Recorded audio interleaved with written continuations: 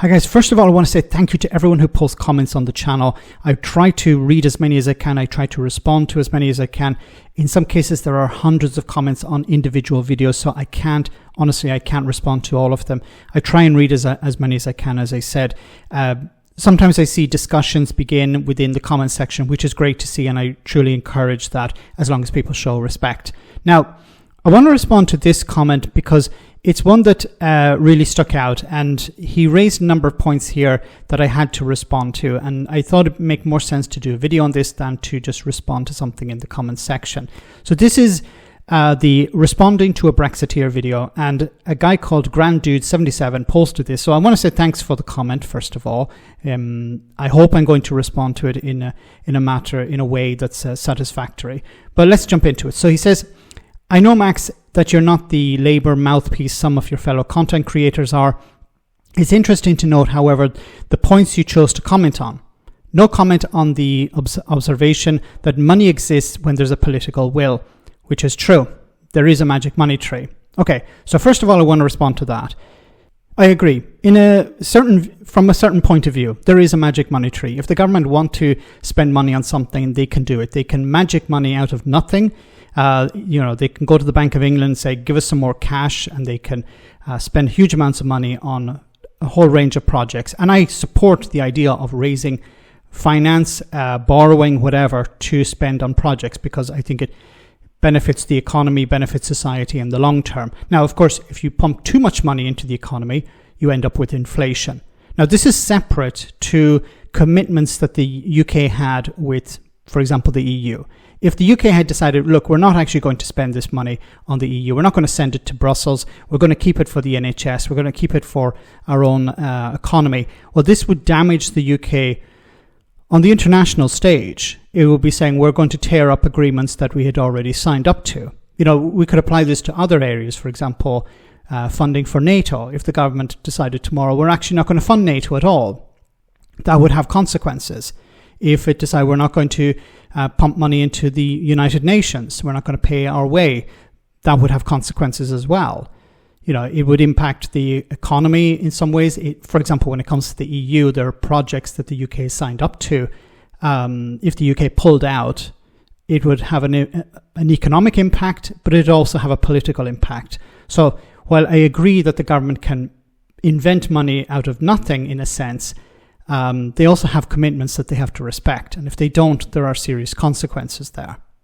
Okay, let's jump to the second part now. Perhaps more tellingly, you ignored the observation that the damning Brexit policy that surely sunk Corbyn and gave us Truss, Boris Johnson, Liz Truss, Rishi Sunak was Starmer's, or more likely McSweeney-McFadden's, deliberate move to throw an election and usurp a major UK political party. So there are a number of things to respond to here. So I want to respond to the latter part first.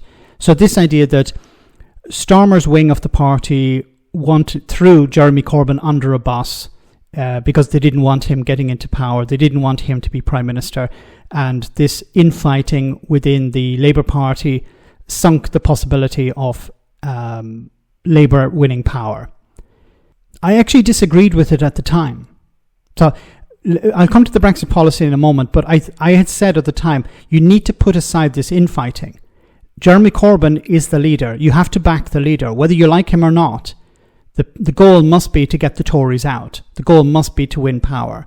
So I was critical of the factions within the Labour Party who were trying to bring down Jeremy Corbyn, who were disagreeing with him, who disagreed with him politically, were against the idea of him leading the party. I was against that back in 2019. I thought it was a massive mistake. There was an opportunity to get rid of Boris Johnson and the Tories, and people within the Labour Party decided, no, we would prefer to have the Tories in power than to have Jeremy Corbyn in power, and I disagreed with that. Now, Jeremy Corbyn didn't do himself many favours, and I was critical of that too, but that's for another video. Now, I want to go back to the other point where you say the Brexit policy. There was an opportunity to stop Brexit back in 2019. There was an opportunity to have a second referendum, and we don't know whether it would have succeeded or not. Some polling was pointing to support for Remain. Some polling was pointing to keep Brexit. But I think most reasonable people would look back and say it was a mistake to leave the European Union, both economically and politically. There are no advantages to Brexit. There are no upsides, only downsides. And, there are some Brexiteers who still think it was a good idea, but, they're mainly in the painting themselves into a corner where they end up just saying, well, sovereignty and immigration. They don't actually have any real benefits of Brexit. Now, with that in mind, I think it was there was an opportunity to have a second referendum and to close the door of Brexit. It didn't go ahead. It didn't happen. I don't think it was wrong for people to try and achieve that. It was a legitimate goal. We can argue whether it was the right thing to do, because for some people, that's what sunk the Labour Party. I think it was that, along with other issues.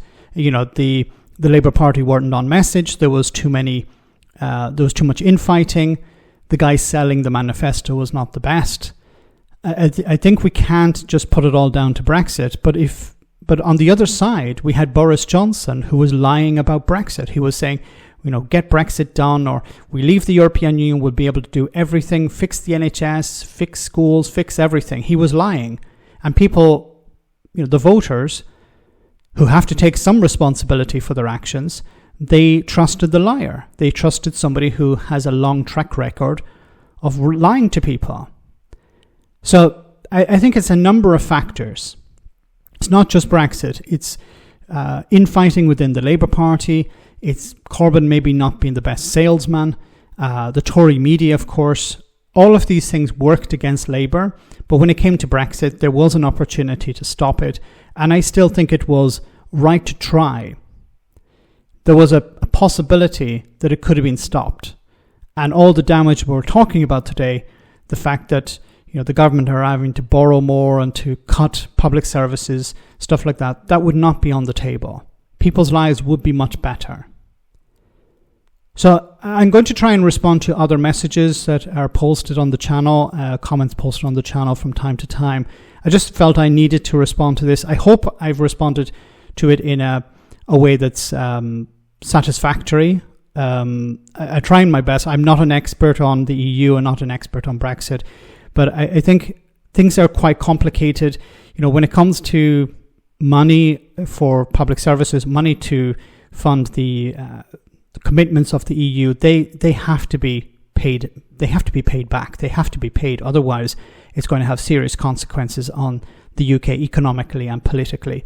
And then when it comes to the Brexit policy, we can argue until the cows come home whether it was a good idea or not to go down that road.